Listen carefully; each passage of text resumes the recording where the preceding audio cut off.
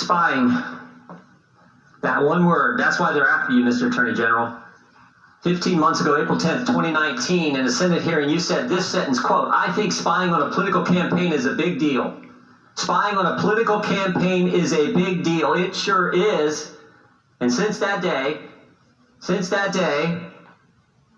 when you had the courage to state the truth, they attacked you. They've been attacking you ever since, every day, every week, for simply stating the truth that the Obama-Biden administration spied on the Trump campaign. 1 year ago, New York Times headline said this, 1 year ago, quote, "FBI sent investigator posing as assistant to meet with Trump aide in 2016.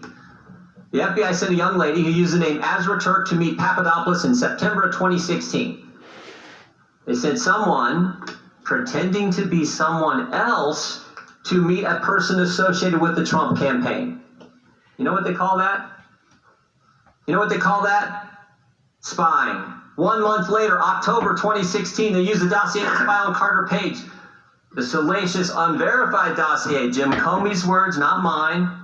They took it to the FISA court, didn't tell the courts that the Clintons paid for it, didn't tell the court that the guy who wrote the document, Christopher Steele, had already communicated to the Justice Department that he was, quote, desperate to stop Trump from getting elected. And guess what? There were 15 more lies that they told the court. 17 in total. They're outlined by the Inspector General, each and every one of them in his 400-page report. But guess what? Chairman Nadler refuses to allow Mr. Horowitz to come here and testify and answer our questions about the 17 lies the Obama-Biden administration told to the secret court. The Obama-Biden DOJ opened the investigation in July. They used a secret agent lady to spy on Papadopoulos in August. They lied to the FISA court in September. And they did all this without any basis for launching the investigation to begin with. How do we know that? How do we know there was no basis? They told us. Now, they didn't want to tell us, but thanks to Rick Grinnell, who released the transcripts of their testimony, we now know there was no basis for them to start the investigation in the first place. Sally Yates, Rhodes, Samantha Power, Susan Rice. Here's what Susan Rice says. "I don't recall intelligence I would consider evidence of a conspiracy."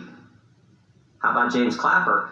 "I never saw any direct evidence that the Trump campaign or someone in it was conspiring with the Russians to meddle with the election." Say that again. "I never saw evidence that the Trump campaign was conspiring, and yet they investigate him." There was never a proper predicate.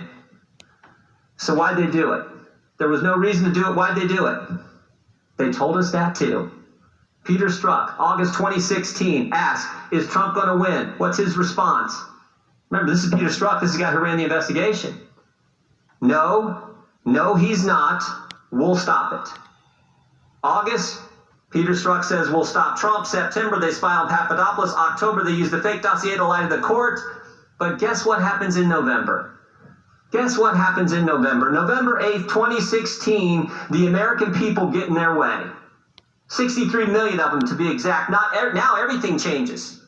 Now the real focus is, wow, wait a minute, we didn't stop him. He won. Now what do they have to do? They have to do the cover-up.